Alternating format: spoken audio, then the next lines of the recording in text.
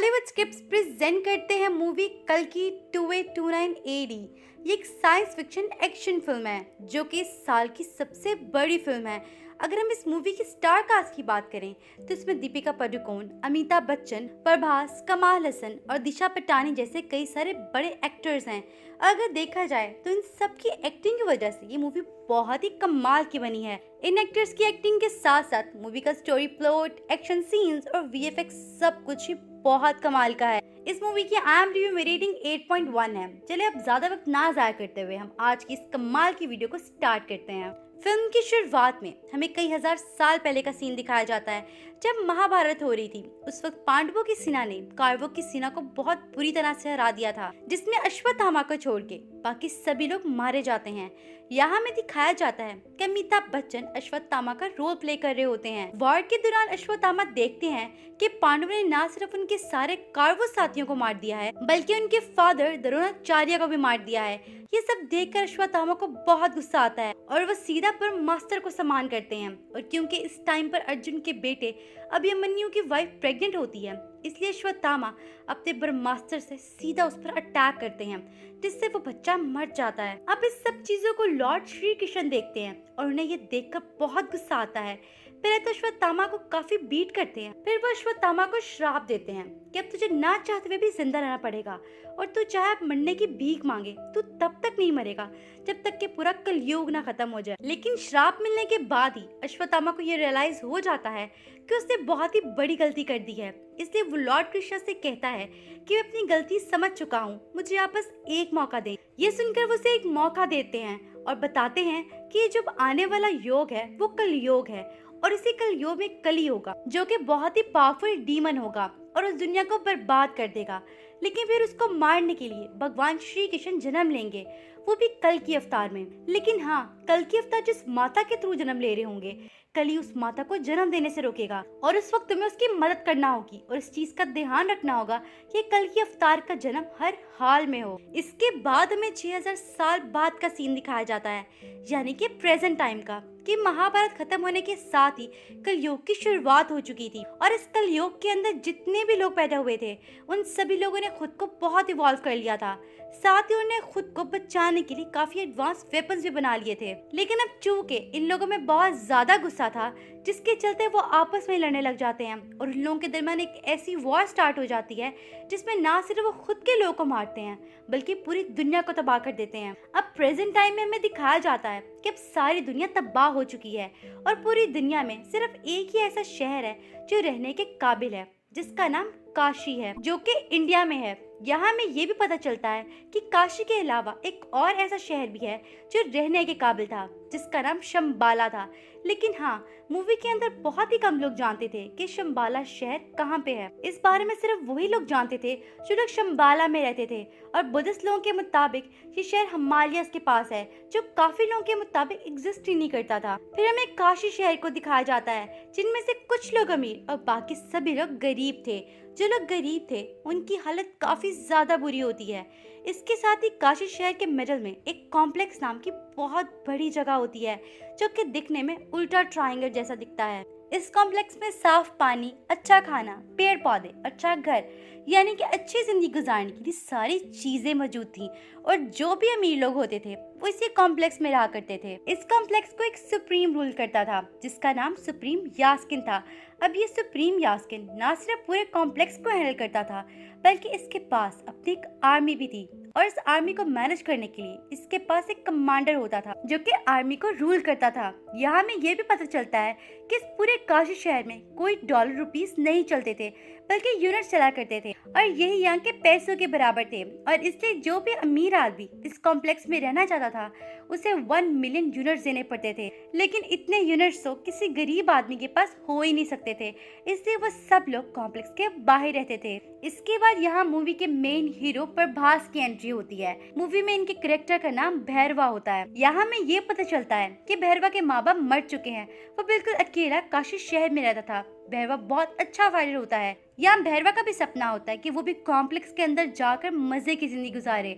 अब चूंकि कॉम्प्लेक्स में जाने के लिए 1 मिलियन यूनिट्स देने पड़ते हैं, इसलिए भैरवा अब तक जा नहीं पाता, क्योंकि वो तो लोगों से उधार लेकर जिंदगी गुजारा करता था। फिर हमें दिखाया जाता है कि काशी शहर में शंबाला का एक स्पाई घुस आता है, जिसे सब लोग पकड़ रहे होते हैं, क्योंकि जो कोई भी शंबाला के स्पाई को पकड़ता है तो कमांडर उसे बड़ा इनाम देता है। इसलिए अब जैसे ही भैरवा उस स्पाई को देखता है तो वो सारे गुंडों से लड़ता है और उन्हें बीट करके शंबाला के स्पाई को पकड़ लेता है। उसे पकड़ते ही भैरवा को पता चल जाता है कि तो शंबाला का एक आम सा आदमी है, जो कि कॉम्प्लेक्स पे रिसर्च करने के लिए आया था।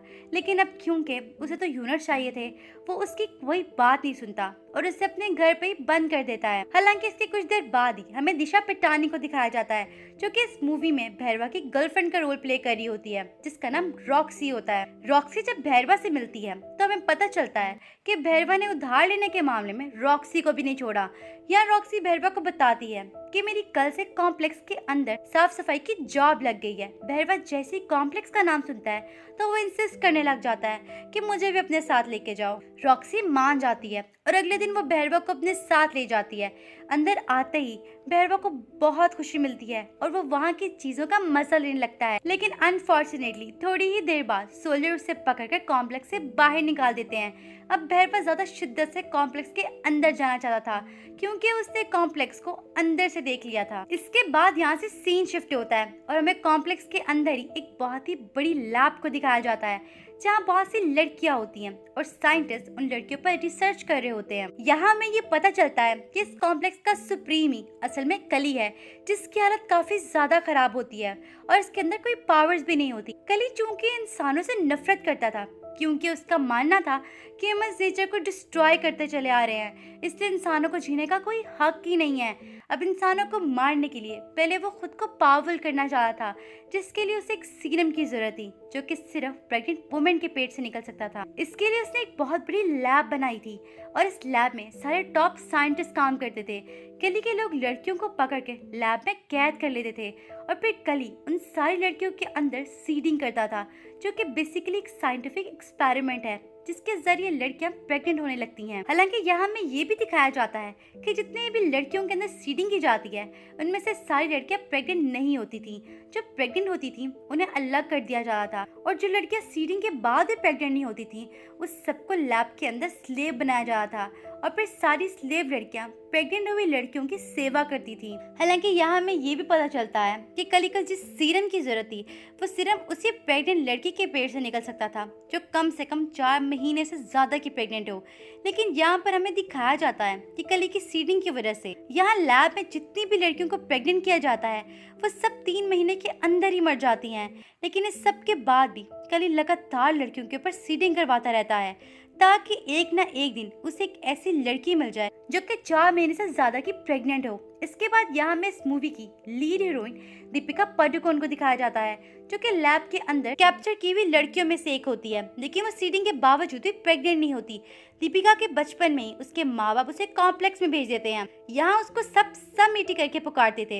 हालांकि यहाँ में ये दिखाया जाता है कि दीपिका यानी के समेटी प्रेग्नेंट होती है और उसे प्रेग्नेंट हुए 5 महीने से ज्यादा हो चुके होते हैं। असल में उसे सबसे बात छुपा के रखी होती है कि वो प्रेग्नेंट है, लेकिन समेटी के काफी छुपाने के बावजूद एक सोल्जर को इस चीज का पता चल जाता है और वो ये बात जाकर कमांडर को बता देता है। फिर लैब वाले उसे उठा लेते हैं और उसके पेट से एक सीरम को एक्सट्रैक्ट करने की कोशिश करते हैं। फिर जब एक्सट्रैक्शन स्टार्ट होती है तो एक ही बूंद एक्सट्रैक्ट होने के बाद मशीन रुक जाती है, पावर सप्लाई कट हो जाती है, लाइटें धीरे धीरे करके जलने बुझने लगती हैं और चीजें हिलने लगती हैं। तभी दूसरी तरफ हमें एक टेम्पल में अश्वत्थामा को दिखाया जाता है, जो कि काफी टाइम से मेडिटेशन में होता है। लेकिन अभी अचानक से उनकी आंखें खुलती हैं और इस बात को फील करते हैं कि कल की अवतार जन्म लेने वाले हैं, और इसलिए भगवान उन्हें संकेत दे रहे हैं कि कल के अवतार के पैदा होने में कोई बाधा ना आए। फिर वो उस औरत को ढूंढने लग जाते हैं। इसके बाद हमें कॉम्प्लेक्स में दिखाया जाता है, जहाँ एक बूंद सीरम निकलने के बाद ही एक्सट्रैक्शन रुक जाती है। लेकिन उसी पल में हमें दिखाया जाता है कि मशीन के अंदर सम 80 होती है। वहीं पर उसकी एक फ्रेंड भी आ जाती है, जो भी उसकी तरह एक स्लेव होती है। वो सम 80 को वहां से निकाल लेती है और एक खुफिया रास्ते से होते हुए वो काफी नीचे आ जाती है और कहती है कि मैं शंबाला की स्पाई हूँ और मैं पिछले 2 सालों से इस कॉम्प्लेक्स में रह रही हूँ। फिर वो समेटी को एक खुफिया गेट के पास ले जाती है और कहती है कि यहाँ से बाहर निकल जाओ, और हाँ, मेरे कुछ दोस्त बाहर तुम्हारा इंतजार कर रहे हैं, वो आपको शंभाला ले जाएंगे। इस पर समेटी उससे पूछती है कि तुम सब क्यों कर रही हो। इस पर वो उससे बताती है कि असल में शंभाला एक बहुत ही पवित्र शहर है और वहाँ के लोगों का मानना है कि एक औरत भगवान को जन्म देगी, यानी कि कल की अवतार को, और इसी उम्मीद पर हम सभी जिंदगी गुजार रहे हैं। और मुझे लगता है कि तुम वही औरत हो जो भगवान को जन्म देने वाली है, इसलिए मेरा यह फर्ज है कि मैं तुम्हारी जान बचाऊं। इसके बाद समेटी को वहां से निकाल देती है और खुद वहीं रुक जाती है ताकि उसके पीछे सोल्जर्स आए। बाहर आने पर समेटी के सामने शंभाला के 3 और एजेंट्स होते हैं जो समेटी को लेकर वहां से निकल जाते हैं। दूसरी तरफ कॉम्प्लेक्स के कमांडर को समेटी के भागने की खबर हो जाती है। वो पूरे शहर में अनाउंस कर देता है कि जो भी समेटी को पकड़ के लाएगा उसे इनाम के तौर पर 5 मिलियन यूनिट्स मिलेंगे। यहाँ ये ऑफर बहरवा भी देखता है, इसलिए वो सोचता है कि अगर मैंने उसे पकड़ लिया तो मुझे 5 मिलियन यूनिट्स मिलेंगे और मैं बड़ी आसानी से कॉम्प्लेक्स के अंदर जा पाऊंगा, और इसलिए वो समेटी की तलाश में निकल जाता है। उधर जो 3 एजेंट्स समेटी को शंभाला लेके जा रहे होते हैं, उनमें से कायर नाम की एजेंट समेटी से उसका नाम पूछती है। वो कहती है कि तुम्हारा नाम समेटी नहीं बल्कि सौमती होना चाहिए। फिर दीपिका अपना नाम सौमती रख लेती है। अभी ये बातें कर ही रहे होते हैं कि कॉम्प्लेक्स के लोग उन्हें ढूंढ लेते हैं और सौमती को वहां से ले जाने की कोशिश करते हैं, पर उसी टाइम पर वहाँ अश्वत्थामा की एंट्री होती है जो सबको मारकर सौमती को बचा लेते हैं। हालांकि इसके कुछ देर बाद ही वहाँ भैरवा भी आ जाता है जो कि सौमती को ढूंढ लेता है, और वो जैसे ही सौमती को वहां से ले जाने लगता है तभी अश्वत्थामा और भैरवा के दरमियान जबरदस्त लड़ाई शुरू हो जाती है और अश्वत्थामा भैरवा को हरा देता है। फिर ये लोग सौमती को लेकर शंभाला चले जाते हैं। उधर कमांडर को जैसे ही पता चलता है कि सोल्जर्स को सौमती मिली थी, वो उधर अपने कई सोल्जर्स के साथ पहुंच जाता है, लेकिन वहां पर उसे सिर्फ लाशें ही मिलती हैं और वहीं उसे भैरवा भी पड़ा मिलता है। कमांडर उसे अरेस्ट करने का ऑर्डर देता है। तभी भैरवा बताता है कि सौमती को वो लोग शंभाला लेकर जा रहे हैं और ये मेरे अलावा कोई भी नहीं जानता कि शंभाला कहाँ है, और हाँ, अगर मुझे आप एक मौका दें तो मैं सौमती को ले आऊंगा। ये सुनकर कमांडर कहता है कि जाओ, अगर तुम सौमती को ले आओगे तो मैं तुम्हें खुद कॉम्प्लेक्स के अंदर एंट्री दूंगा।